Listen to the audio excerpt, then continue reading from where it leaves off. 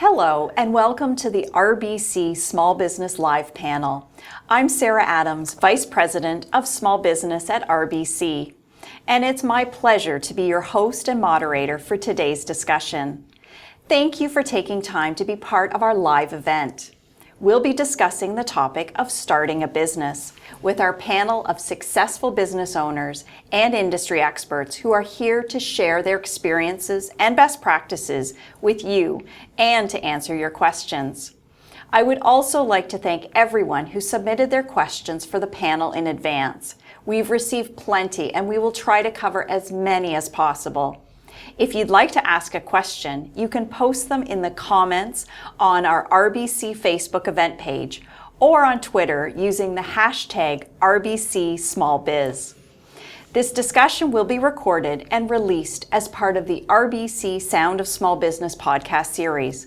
To subscribe to the podcast, search for the Sound of Small Business wherever you download podcasts or visit rbc.com/Sound of Small Business. Now I'm delighted to introduce you to our wonderful panel. Our first guest is Vishal Patel, the founder of Mama's Burritos. While he opened Mama's Burritos in Brampton in 2015, it was not his first business venture. 4 years prior to that, he purchased his first franchise and turned it around into a successful business. In addition to Mama's Burritos, he also operates a Pizza Hut location in Georgetown, Ontario. Thank you so much for being here. Thank you so much for calling me here. Great success story. Our second guest is Nikki Pett, the owner of Sigma Promotions. After working for a strictly product-based company within the industry, Nikki realized there was an opportunity to help others through the strategic use of promotional items. So she started Sigma Promotions. Not only does she have her own business, she's also the author of Relationship ROI. Nikki, it's great to have you here. Thank you for having me. Both Vishal and Nikki will share their experiences and lessons that they've learned along the way while starting their own businesses. We also, in addition to having our two successful business owners, we have Prince Khan. Prince is a small business consultant from the Brampton Entrepreneur Center. The center is a one-stop source for support, training, and mentoring, and offers a wide variety of resources to help entrepreneurs, startups, and business innovators succeed and grow. Prince, it's great to have you here. It's a pleasure. Thank you. What a great panel. I think we're going to have some great dialogue today. So to get us started, Vishal and Nikki, as successful business owners, one of the things that I absolutely love about my role is the chance to be with successful business owners. And you inspire us and you motivate us, I think, to think differently. So why don't you share a little bit about you and your businesses or business? So Vishal, I'll start with you. So as you said that I operate Mama's Burritos located in Brampton. We started in 2015 and we were the only brand delivering burritos in the in the Mexican category. That is a kind of a unique strategy we started and we used to increase our sales and stuff like that. And we got an enormous response from the local residents of Brampton, and we are very successful right now. Fantastic. Great story. Thank you. And Nikki, what's your story? Yeah, so I have a promotional marketing company, Sigma Promotions, and what does that mean? Most people know our industry from going online or looking through catalogs and buying branded merchandise with people's logos. What we do really differently than our competition is we actually talk strategy with our clients. So we figure out what their marketing goals and objectives are, and we make sure that those products are in line with those marketing goals. That's fantastic. Thank you. Well, I know we're going to hear lots about sort of your experiences starting your businesses, but also as you've been growing, some tips that you can share with others as well. So Prince, tell us a little bit about you, but also the Brampton Entrepreneur Center in terms of what you do to support your local business owners and aspiring entrepreneurs. Sure. What we do is we offer free advice, free consultations, and free workshops and seminars for people who are looking to get started into running their own business. It's hard when you're starting because you don't really have the guidance. You don't really have anybody to rely on. So what we offer is that gap between, getting the reliability as well as providing you the services you need to be successful. So some of the things we offer are free consultations. We offer business plan reviews as well, free workshops and seminars. We also work with 2 grant programs for youth under the age of 29, the Summer Company Program and the Starter Company Program. And finally, we work and provide free market research for any entrepreneur that's looking for specific areas or demographic information in Brampton. That's fantastic. Thank you so much. Not We a look problem. forward to hearing from you, Prince, throughout the evening. But before we start our discussion, I'd like to take a moment to reflect on our topic today, starting a new business. We so often hear that small business is the backbone of Canada's economy, and we see that everywhere we go. Small businesses are all around us. We have coffee shops, dry cleaners, restaurants, retailers, promotional companies. These are businesses we use every day, and they make up 98.2%, or more than 1.2 million businesses in Canada. On top of that, there's an additional 1.6 million self-employed Canadians that help drive our economy. As many of you know, small businesses are huge employers. They employ more than 7.7 million Canadians, or nearly 70% of the total private labor force, and generate more than 100,000 new jobs every year. Small business owners are also significant drivers of our nation's economic growth, accounting for almost 30% of Canada's GDP, which is a key measure of our economic output. So small business is truly big business. I'm excited to say that as a nation, we have a very strong entrepreneurial spirit. According to the 2015 RBC Entrepreneur Study, 57% of Canadians have thought of owning their own business. That's more than half the country. And millennials and newcomers drive that even higher. So we are entrepreneurial. So from creating jobs to generating economic growth, today's businesses and small businesses are truly tomorrow's future. So we want to do everything we can to support businesses start and grow.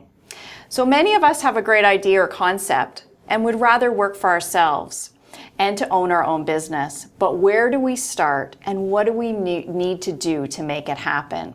Well, Vishal and Nikki, you're here. You are successful business owners, but at one point you were starting a business or thinking about. So we'd love to hear your story. So Vishal, why don't we start with you? How did it all begin? So since I was a kid, I was grown up in a family where my mom was an entrepreneur, and even she belonged to an entrepreneur family. So when I was a kid, I always saw my mom working from home-based business, as well as taking care of us, taking us to school, bringing us back, helping us with the homework. And my dad used to do a 9-to-5 job kind of thing, where he goes in the morning, he comes back in the evening, and that's all. And so sometimes he was very busy with his work that even on the weekends we never used to see our dad.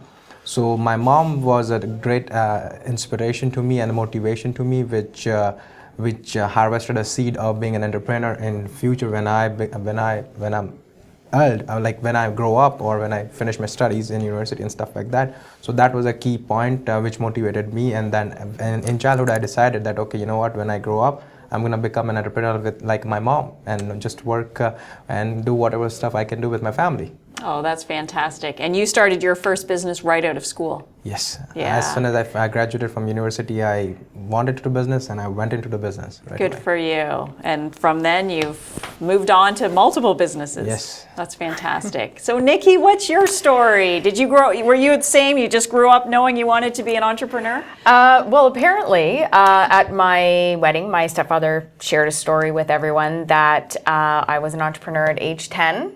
So my parents were a little late on registering me for summer camp at the town, and they ran out of spots. And so rather than being down and out about it, I was resourceful, and I went knocking on all the neighbors' doors, and I enrolled about 10 kids for $5 a day and had my own camp. And I had my own programs in the backyard, which was great. And that was my first experience as an entrepreneur. Truthfully, I went to school for early childhood education. I figured I'd be teaching little ones. And I kind of fell into the role of an entrepreneur. So a little different. I was working through college and then went to work for the gentleman for 2 years in the industry that I'm in, and learned a lot of what to do and what not to do, and then branched out on my own as an entrepreneur at that point.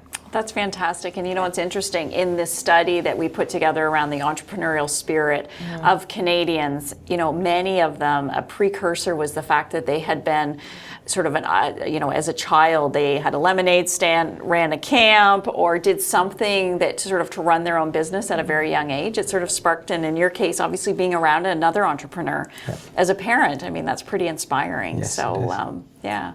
So Prince, now for you get to see aspiring entrepreneurs all the time. So what is the typical story that you would see in terms of individuals coming in asking for help? What are they looking for? Most of them are looking for advice on how to start their business or looking for advice on financing, which we do help in terms of guidance. Generally, they are also looking for help on marketing as well. How do I get out there? How do I brand myself? So what we do is we sit down with them one-on-one, regardless of if you're a new business or an existing business, and take you through the process on how to register, what are the requirements that you are required to have, and then based on that, they do some homework. They also start writing their business plan, and we help them through that process as well. So it's not just a one-time stop, but it's a continual relationship we have with our clients, and we make sure that they come back and we assist them further and help them start their business. So the building blocks as they sort of mature in their thinking. Absolutely. So I know we've got a lot of individuals that have asked questions. They're new, they're just starting, thinking about starting a business. And so going back to your early days when you were first thinking of starting your business, what were the key things that were critical to the success? You gotta plan the whole business properly. If you don't plan it, then you're gonna fail. That's the first key thing. Also, I would recommend that cash flow is important part of the business, any business you do, because that's gonna break you or make you. Yeah. That's what it is. So you gotta pay a close attention to the cash flow, and you should regularly check your bank balance so that you know that, okay, everything is working properly or it's not working for you properly. In terms of sales, I would say people generally what they do is they concentrate on the cost of sales and they forget about the sales. So I recommend that you work for the sales. You don't work for the cost of sales. You need to increase the sales in order to get the cost of sales down. If your sales are high, the cost of sale is going to go low because there is some fixed cost, which is always going to bring the percentage down. So concentrate always on the sales rather than on the cost of sales. Yeah, that's a great point. I mean, you often hear that, people get so caught up in running the day to day that you almost forget, you still need to sell your product, right? Which is so important. Yeah. So Nikki, how about for you? Lessons learned, early days. How much time do you have for lessons learned? No. So yeah, lots of lessons learned, and definitely around finances for sure. I started with zero capital. So I know exactly which client it was. The $200, my first deposit into the bank account, which was quickly depleted. And I didn't do the extensive planning. And so I would say two things to that. First is don't be afraid to ask people for a deposit. That was something that it was an issue with myself that I knew I had to work out, was I'm worthy of asking for deposit, especially in the business I'm in. Once it's got your logo on it, there's no turning back, right? Yeah. So getting that cash flow in and getting a deposit. And then the other thing was, I shared when we were talking off screen about some struggles where I had an insane year, fantastic growth, and then cash flow was this huge issue because I didn't project and I didn't have those reserves that are now in place.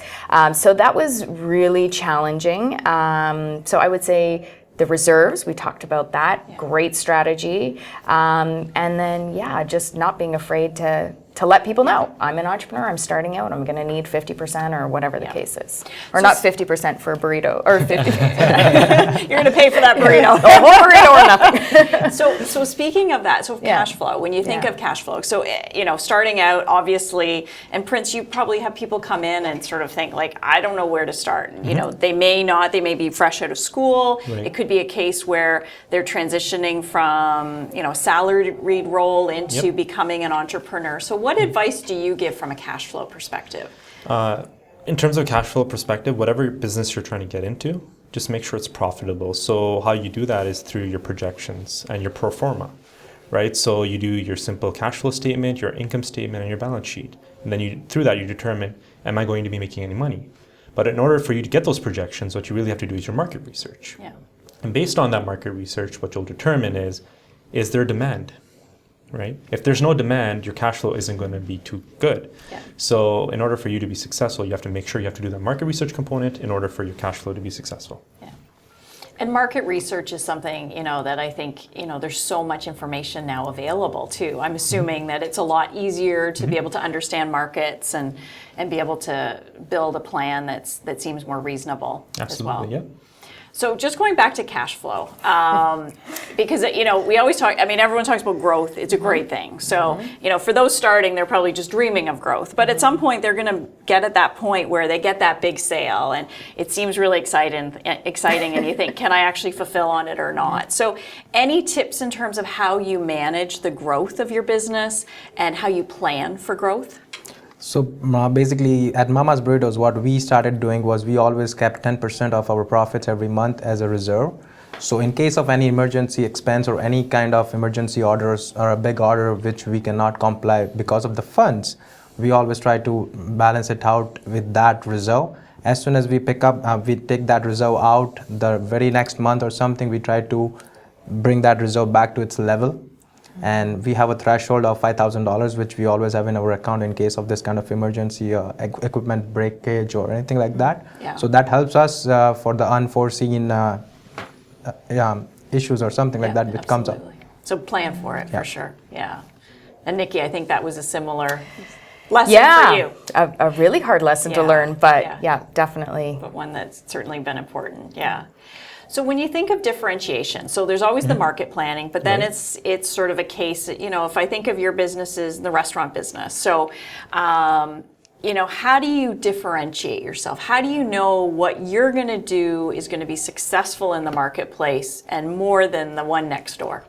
So what I personally do is we walk into our competitors' doors regularly and we check out what exactly they're offering. Is there any changes? Is there any changes in the pricing? Any deals they're offering? The way they're operating? So those are key things which we look for, and we look for their weaknesses and we look for their mistakes which they are making so that we don't do the same kind of mistakes.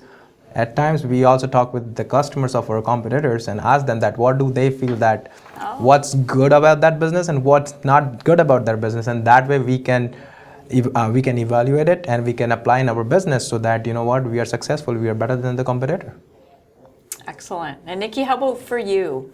Yeah, I would say the strategy side for sure. So we're a very commodity-based industry. You can get a mug and haggle on different pricing and that sort of thing, but there's that real strategic element to, okay, so you're going into a trade show and you have a $5,000 budget or whatever the case may be, you have a $500 budget, let's not spend it all on one product and give everybody who comes through something free.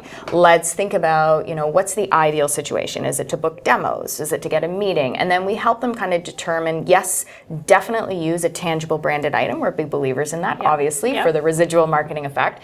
But let's be a little more thoughtful.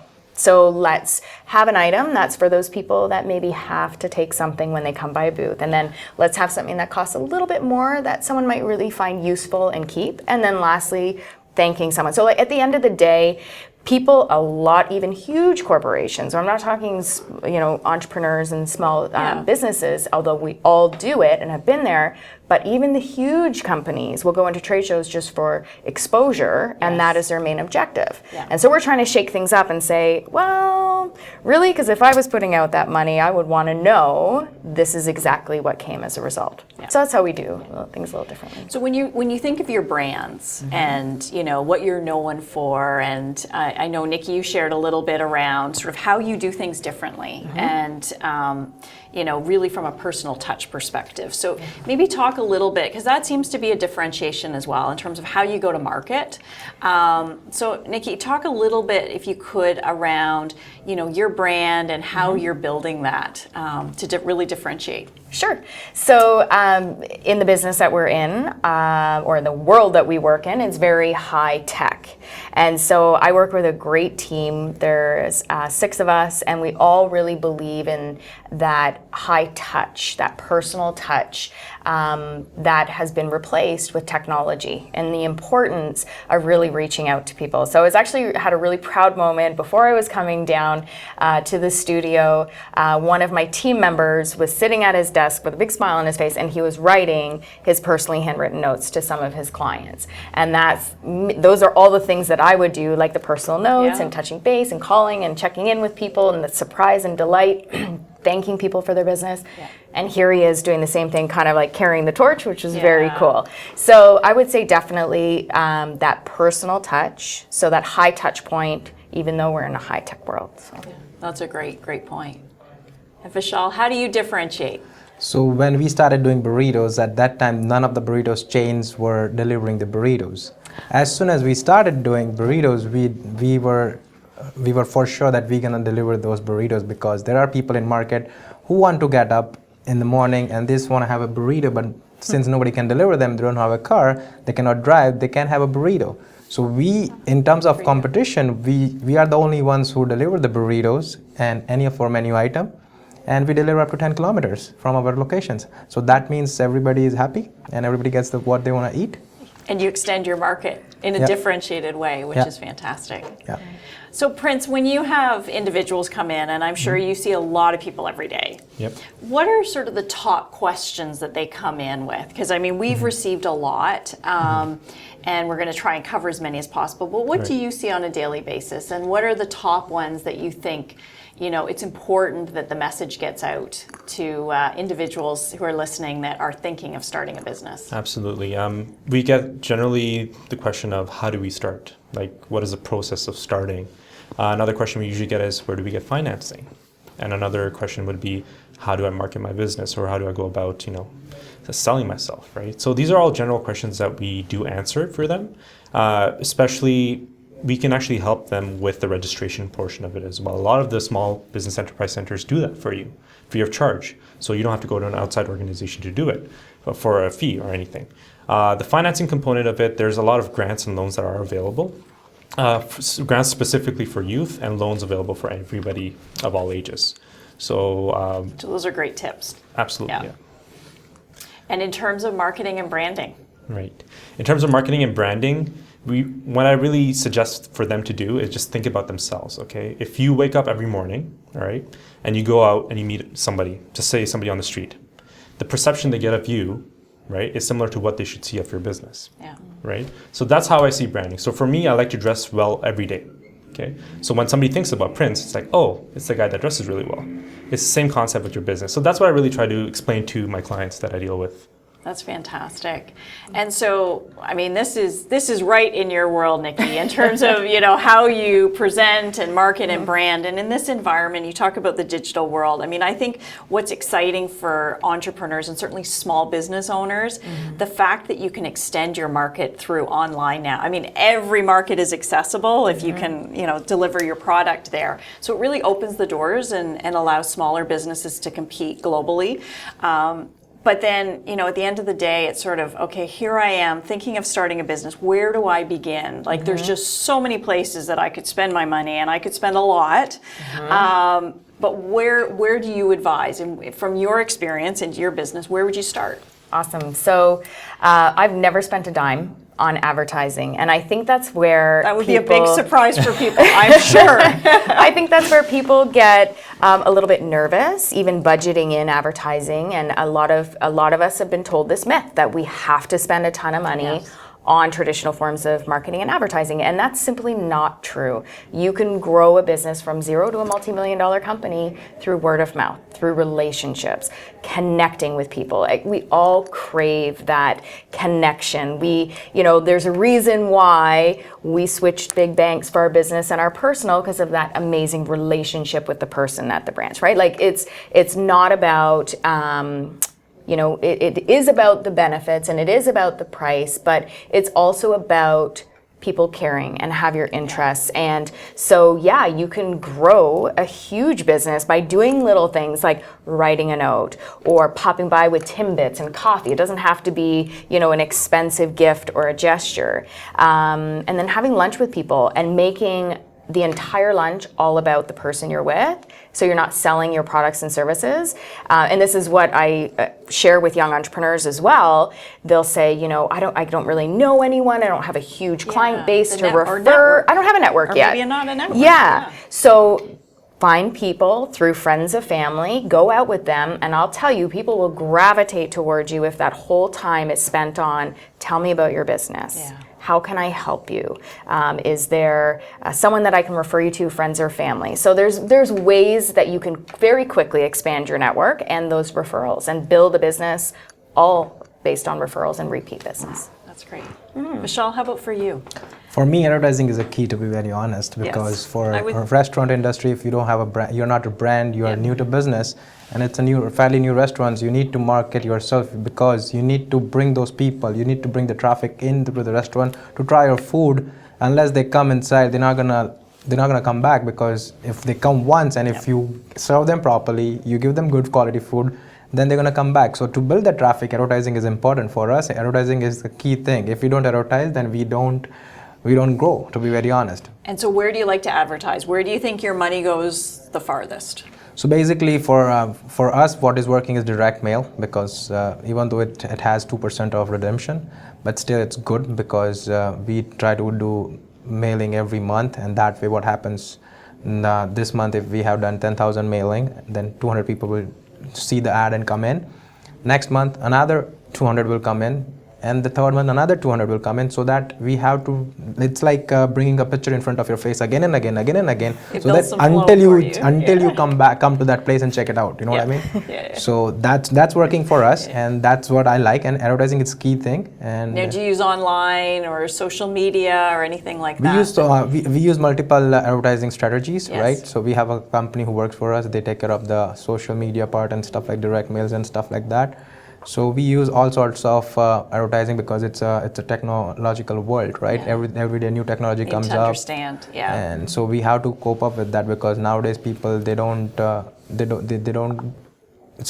always on the phone. They're on their device, right? You know what I mean? So now that there's a new thing which just came up last week, my advertising manager was telling me that this is something like called pay-per-click or something like that. So if someone is just searching something on Google, right?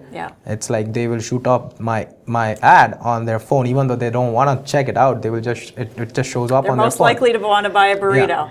So at least then it just gives them a sense of that. Okay, there's this burrito place. And it's in my neighborhood, or I'm walking by it, and I want to go in. So that's a cool kind of thing, cool kind of feature, right? So that really helps. So you raise an interesting point, and questions we've received around, as you're growing. I mean, early days, obviously, you're doing everything typically yourself. Like, it's not like you have a lot of people or resources to support. But as you're growing, and at what point you make decisions to bring in experts. So in your case, you're bringing in somebody who helps you make some decisions around social media and online. And I know, Nikki, I think you're in the process of growing your team and bringing on talent. So when do you make those decisions in terms of, this is the time, the investment's worth it, I don't have the expertise. Who did you bring in first, and why? So again, as I said, business plan is a key to your business. So when you create your business plan, in that you should have a strategy like this, that when are you going to bring in this kind of like an advertising manager, or hiring an advertising company, or any other companies which will take care of different stuff. So because you have a strong business plan which will tell you that, okay, the first couple of months, this is what you can do it by yourself. After that, you can hire a company, because you will have enough cash flows and stuff like that. So it gives you kind of an idea of when you can use different tactics and stuff like that, and that really helps. Yeah. And Nikki, how about for you? I would say bookkeeper first, for sure. It was something I took a course in college, and I could certainly do it, but it is not my passion, and it's not what I should be doing. So that was one of the very first ones. And I would say then from there, expanding to anything that's outside of your talent area. Rather than trying so hard to be really good at it, just hire someone else to do it. No, that's great. A lot easier. That's great. And Prince, how about for you? What do you see typically as the first person someone brings on, either part-time or full-time, in terms of support? I would say it would be an accountant or bookkeeper. That's generally the most common one. But again, it depends from business to business. If you're in the accounting field, then you're not going to look for a bookkeeper. You're probably going to look for somebody for maybe marketing. Right? So the other areas could be legal, sales, marketing, and of course, accounting is another big one. Generally, you should focus on the areas that you're weak in and areas that you do not want to spend time on, because those are the areas that are going to slow you down and slow the growth of your business. Great advice. Well, if you're just tuning in, welcome. This is the RBC Small Biz Live panel, and we are discussing the topic of starting a business. If you missed part of the discussion, it's being recorded and will be released as part of the RBC Sound of Small Business podcast series. To subscribe to the podcast, search for the Sound of Small Business wherever you download podcasts, or visit rbc.com/sound of small business. The discussion has been so terrific, and we are learning so much from our panelists. But as a reminder, if you'd like to ask a question, you can post them in the comments section on our RBC Facebook event page or on Twitter using the hashtag RBCSmallBiz. We will try and answer as many questions as possible during our discussion today. And if we miss any of them, we'll continue to answer them online for you. Well, the discussion has been terrific. And I think we're certainly covering a lot, and we'll see if any questions pop in. But a couple things I was around employees. I know, again, starting a business, you may not have an employee, but Prince, you gave some great advice in terms of making sure that you don't spend time doing stuff that you're not passionate about and takes you away from running your business. But I know you each have employees. And so what is that like? Because I know there's been a lot of questions around, I'm not an HR expert. How do I bring someone on? There's a huge responsibility once you become an employer. And as we know, you're, as a collective small business, businesses across Canada, employing a lot of people. So how do you do it? Where do you start? I would say it was terrifying. The very first hire that I had, it was an administrative assistant, and besides the bookkeeper, and it completely terrified me. And I was working out of the home at the time, which was something I meant to mention earlier about when we were talking about reserves. And I really approached business in a very conservative way. So I stayed in the house as long as I possibly could until we were at like 4, and my husband's like, yeah, you all need to get out of the house. Good for you. And I'm sure a lot of people are sitting in, I always say they're sitting in their basement in their, tiny room in the house or apartment or wherever they might be, thinking, you know what, I got to stay here as long as I can. So it's good to hear that, right? Absolutely. Yeah. It can be done. Yes, for sure. And then from that point to bringing on people, I would say fairly slowly. It's only in the past year we've gone through another real big growth spurt. Congratulations. Thank you. So we've doubled the size of our team in the past year. But I would say it was very conservative and always very scary. Always. When you add someone. So doubling your team, that's significant in 1 year. That's significant growth. So did you bring in someone to help you staff those roles, or are you involved in every staffing at this point?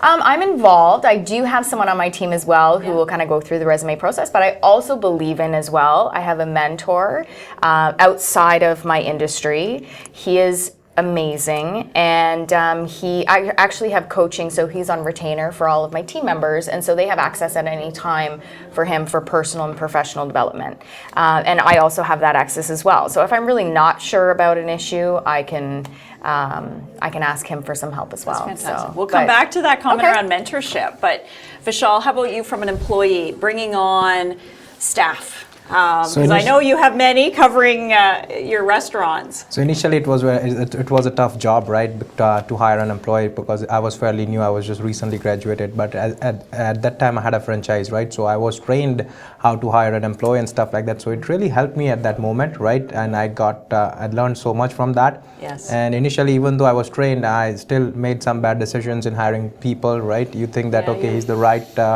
he's the right team members and stuff like that, but things doesn't work for you, and then at that time the employee turnover would be very high.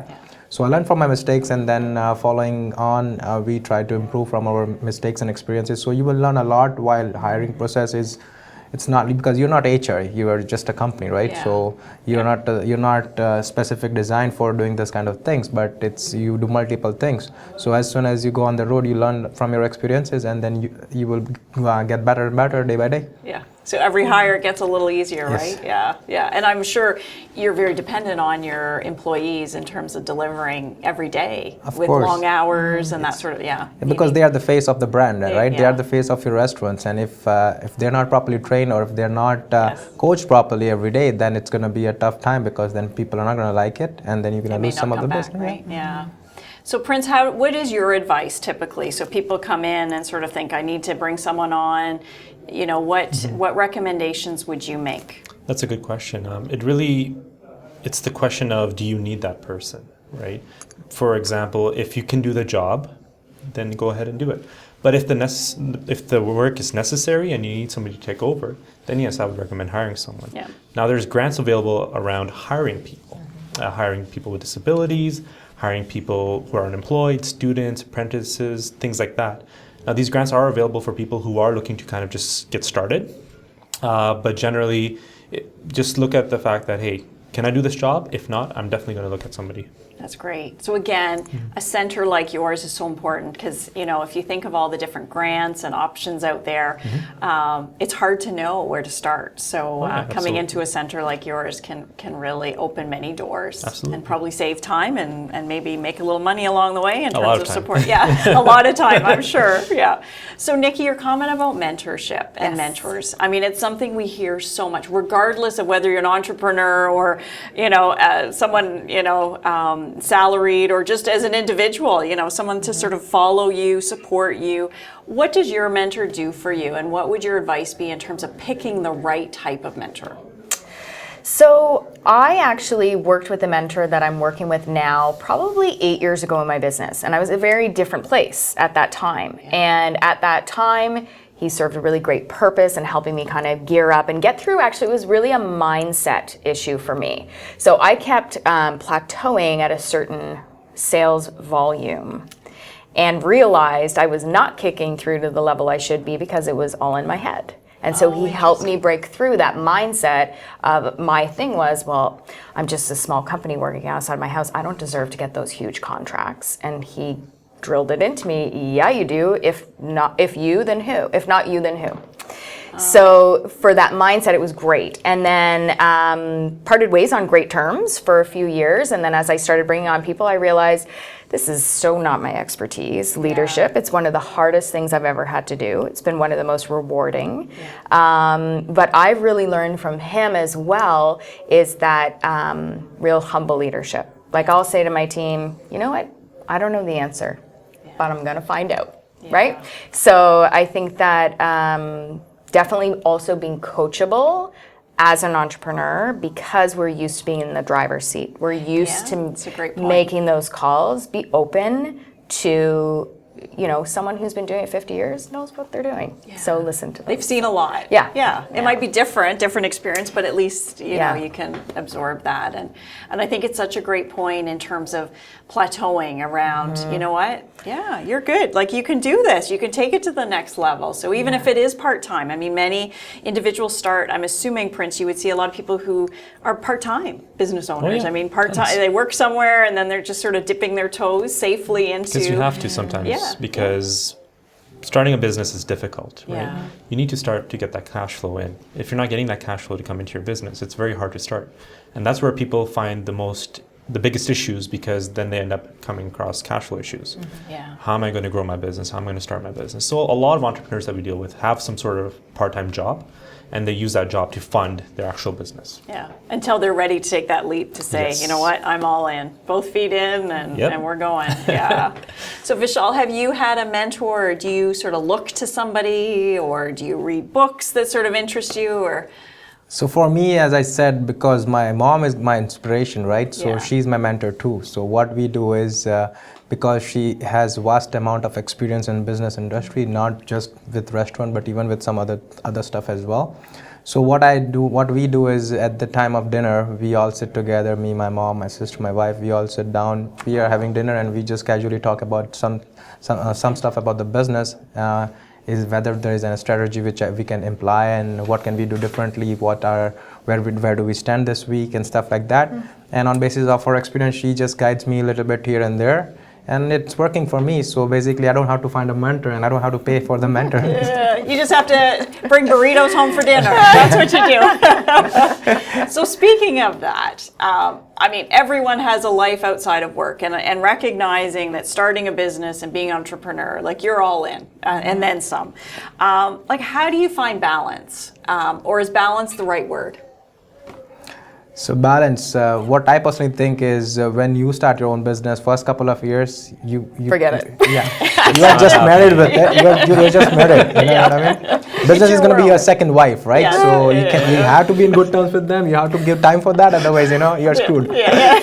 So that's what I think. But again, there should be always balance in life. So what I personally do is weekends I take off, and in summer I play cricket. That's my hobby as well. Good for you. So I play full-time cricket, and I don't worry about the businesses. Yeah. And also, as I said, in the evening every day we have dinner together. Family dinner. I think that's a really good. That way we have a kind of balance of life Yeah. as well as business. Yeah, Nikki, how about for you? Yeah, so I was all in, obviously, for the first couple of years, and I think I took Christmas and Boxing Day off. That was pretty much it. Yeah. Those first couple of years. Now I'm at the point where my phone goes off at 5 at night, and it goes on again at 9 a.m. and it goes off on the weekends. And when I leave work for vacation, because I'll typically go a week or two at a time, say the insurance papers are in the filing cabinet, the fire extinguisher's on the wall, you're dead to me for the next 2 weeks. Because you have to. You have to be able to rejuvenate, because if you come back burnt out, then there's no good. You can't serve your clients at a higher level. You can't, be engaged with your team. So, yeah, I'm pretty good at Finding the break. Yeah. Well, I was going to say, I mean, I'm sure for those listening, I mean, this is inspiring to know that there's light. Because if they're in that stage right now where, you know what, I get a day off a year maybe. Yeah. And to know that, with a lot of planning and hard work, you can get to a point where you really can rely on your employees to really run the business and so forth. Yeah. So what do you see, Prince, in terms of, individuals coming in going like, I can't take this anymore. What do I need to do differently? It's funny because I actually used to work for a small business, as I mentioned earlier, for 3 years. And the CEO himself, he used to work 7 days a week. Yeah. Right? It was all about grinding and understanding the business. Eat, sleep, drink the business. Yeah. Right? But eventually it gets to you. Yeah. And it really does. So what I advise entrepreneurs to do is just make sure you have time for some leisure. Spend time with your family, because those moments don't come back. Yeah. So you have to make sure you have a little bit of time at least that you're spending, taking time off and just, exploring other options, doing other things. You just take your mind off your business, which really helps you, because at the end of the day, you rejuvenate and you really recover from whatever problems you're facing. Yeah. So speaking of that, there were a lot of questions around personal business. Do I separate the two? Do I put it all together? What point so what is your recommendation on that? I would personally recommend getting a personal account as well as a business account. Because what happens is, if you have a personal account for your business and you do all your transactions through that account, the worst case scenario, you're going to have to audit the entire month. So it's going to take hours and hours to do that. Yeah. Do you really want to be spending time on doing that, or spending maybe $5 to $20 on getting a business bank account? Yeah. So what I would recommend is separate the two, make sure they're very clean cut, and people know exactly what you're spending on your business and what you're spending on your personal And it starts to give you a clear line of sight in terms of like really how you're doing. Exactly. So that you're not completely depleting all your, and sort of thinking, oh, everything's okay. And the reality is you're really draining yourself personally. Exactly. Like it comes down to the cash flow, right? Yeah. You don't understand your cash flow. You're getting money in, you're spending money, but then you don't really know how much money is going towards your business, what's your personal. So it really confuses things. And the auditing part of it, you don't want to get into. So separate it as soon as possible. Yeah, no, great advice. So are there any big do's or don'ts when you're starting, like early days? I know we're going back a couple years for the two of you in terms of starting business, but is there anything you're just like, you know what, I wish I had known that, or oh my goodness, please don't do that? Anything that kind of comes to mind? Yeah. Oh my goodness, please don't finance your business on your personal credit card. You guys are planners, which is actually a perfect example of how you can do it a bunch of different ways. Yeah. You can launch a business in a bunch of different ways, but I was definitely not as strategic as these two. Yeah. Hats And that's off. the reality of probably It many. totally is. Yes. Jumped in, I have the screw it, let's do it attitude. Yeah. And so, growing the business, I had to be paying out first before I was receiving in because I wasn't getting those deposits. And we had to remortgage our home. Yeah. And it was like a $40,000 remortgage decision. Yeah. My husband, who is a saint, saw the potential in the business, and obviously I was able to pay back. And you, I'm sure. Yeah, Running the hopefully. business. Yes. So he was able to see that, this is for the short term, and certainly that was at the very, very beginning. But yeah, it was one of those awful, and if anyone's listening and they're in that position where you're spinning your wheels and you're literally making like your minimum payment and you're not breaking through, that there is a light at the end of the tunnel. But how we got through that, or how I got through that, was really tightening up on everything. Yeah. Every expenses? Yes, tightening up on all the expenses and then going to people and asking for those deposits. I was going to say the other is, did you shift in terms of how you, because I think with cash flow, it always seems like, especially small businesses, to your point around, you feel small and you feel like so fortunate. Someone's buying my product. So you don't really ask for the money and you sort of think. It might go away. Yeah, So did you shift the terms and conditions, Yes. like encourage people to pay up front so that you're not, like, was there anything there that you could help others listening? Yeah, we did actually a little promotion, which was cute, and we put a little nail file inside with the invoice back in the day when we used to mail invoices. And it said, before you file this away, please consider paying before for a 1% off or whatever it was. But that motivates many, Yeah, right? absolutely. If they've got the cash flow to do, So please don't do that. And then the only other thing I was going to say was, I had actually sought some outside help from a private investor, which fell through, and it was the best thing that could have happened to the business because it really meant that I had to be resourceful in other ways.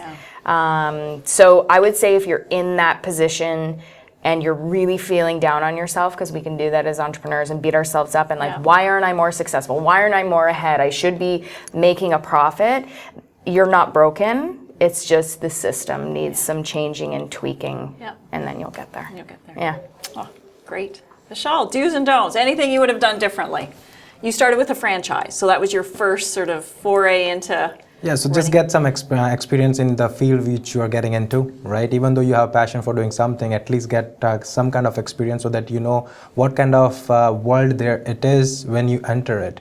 Because if you don't know what kind of world it is in and you enter it, then you're gonna get lost. You're gonna say, what am I gonna do here? You're gonna start scratching your head after a couple of months and you don't know what to do. Yes. So at least get some kind of experience in the sim related field. That's great and advice. then start off on your own. Yeah. That's what I would tell people.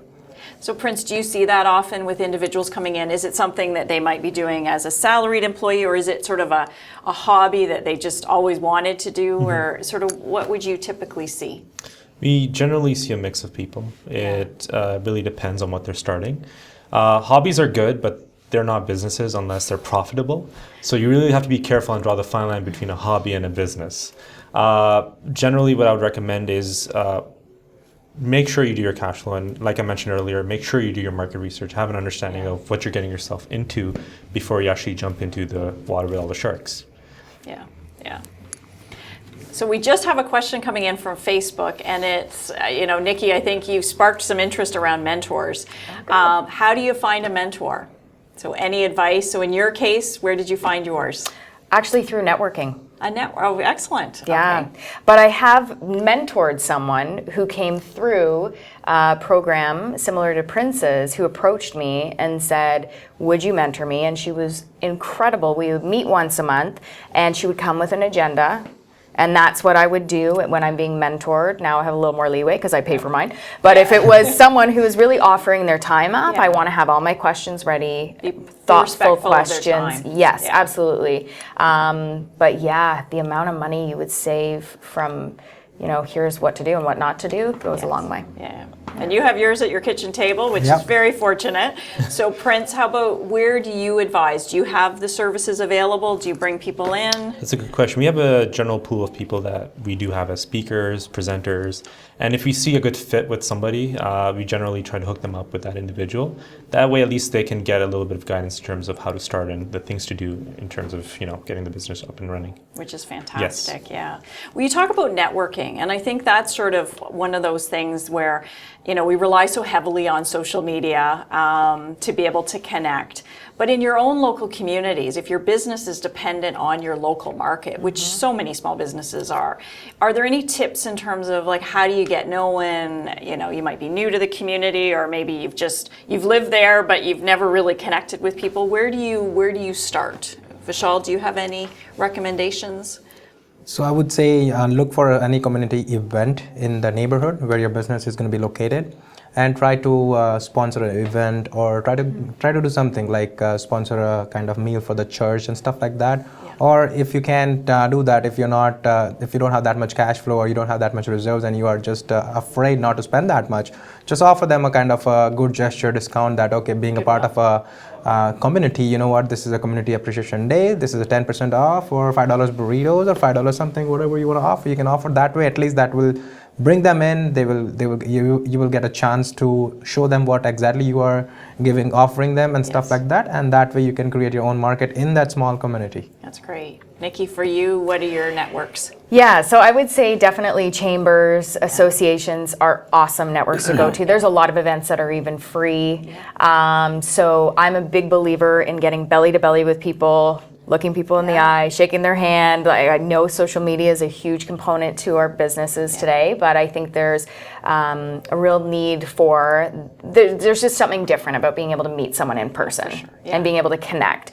And so the one tip I would say is, if people are going out and doing networking, is put your cell phones away, be fully present in the moment, connect with people, don't pitch. Yeah. Don't pitch what you do.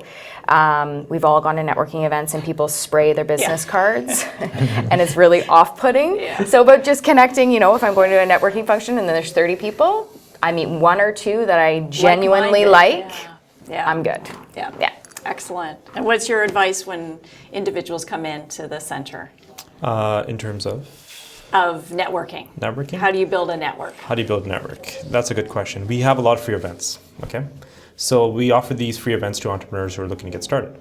So to build your network, it's best to meet with people that are like-minded, right? So these free events are great because there's no cost. Plus, you get to meet with the speaker as well as the people around you, and you build these connections and you develop these relationships, and somebody might end up being a good partner with you, be it through a business relationship or maybe even an actual partnership in starting your business. So what I would recommend is go to any free events that you can find, especially when you're starting and you don't have the funding. A lot of the economic development departments have their own market research areas as well. So they can provide you free secondary market research, which can find you areas such as age, ethnicity, or any sort of demographics. So if you're looking to target a specific segment of the market, we can provide that for you in the different cities as well. That's fantastic. Yeah. It's such an important element. Well, our discussion has been wonderful, and we've learned so much from our panelists and their experiences. But to wrap up our conversation, I thought I would ask each of the panelists to share a final tip or advice in terms of how our aspiring entrepreneurs can turn their business idea into a reality. Because we know we want them to, because they're going to fuel our Canadian economy and all the things that we love. But most importantly, so that they can make their someday happen.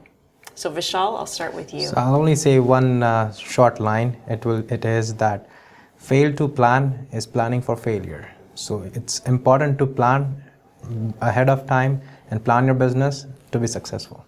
Excellent advice. Nikki? I would say you are your business right now. So I'm going to go with that personal feeling bit, which is be authentically who you are. And you will repel some people, and that's okay. And you will pull in the right people to do business with. And when you own that authentic you, whether you have spiky hair or whether you wear a great suit or whether, you know, you rock out cowboy boots because that's how you feel comfortable. It exudes that authenticity, and that's what people want to be around. So you are your brand. So don't pretend to be anyone else. Fantastic. Thank you. Okay. Prince? My advice would be challenge the status quo. So when you're running a business, take the risks that you have to. It's necessary, because if you don't take these risks, your business will never grow. I know some people end up starting their business and staying at a simple level and just staying there and expecting their business to, you know, go to the next level. But if you don't take these risks and actually try to go out there and network with people, build your relationships and actual business, then your business will always stay where it is. So take these risks and make sure any risk that you take, you'll also have a backup plan, a contingency plan for it as well. Wow, well said and fantastic. Thank you. So certainly if you're thinking of starting your own business or have already started but need some help and advice in terms of how to grow it, there are great resources available, and some would include Service Canada's website. It provides useful information on naming and registering your business, employment, payroll, taxes, and more. You can also look at your local enterprise centers or entrepreneur centers in your area that offer lots of tools and resources to start and grow your businesses. And you can also contact Futurepreneur Canada, which is a national non-for-profit organization that provides financing, mentoring, and support tools to aspiring entrepreneurs and business owners between the ages of 18 and 39. And they can really help you turn your ideas into a reality. In fact, we've got a short video from Futurepreneur Canada right now.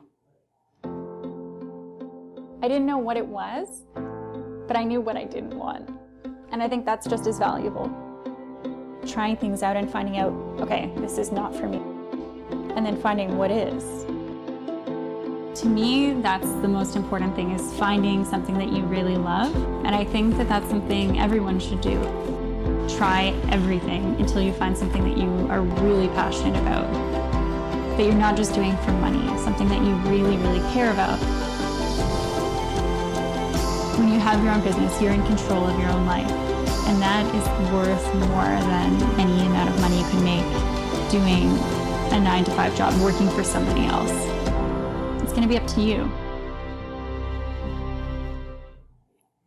So we've got great support out there, and certainly at RBC, we're also here for you. For help and advice, you are welcome to contact one of our RBC business advisors at your local RBC branch, and they're more than happy to help you. So thank you for taking your time and tuning in to this RBC Small Business Live panel. We hope that we've provided you with some valuable advice and insights on how to start and grow your own business. If you missed any part of the panel or you want to listen again, it was recorded and will be released as part of the RBC Sound of Small Business podcast series. To subscribe to the podcast, search for the Sound of Small Business wherever you download podcasts, or visit rbc.com/sound of small business. On behalf of each of you, I just want to thank our wonderful panel. You guys have been fantastic. I could have stayed for hours talking to you, and hopefully we can do this again. Your stories are all inspiring. You've provided such great advice, and we wish you huge success in your businesses. And thank you for all that you're doing, Prince, to grow businesses in your local community. So thank you. So stay tuned for our next RBC Small Business Live panel discussion in September. Thank you.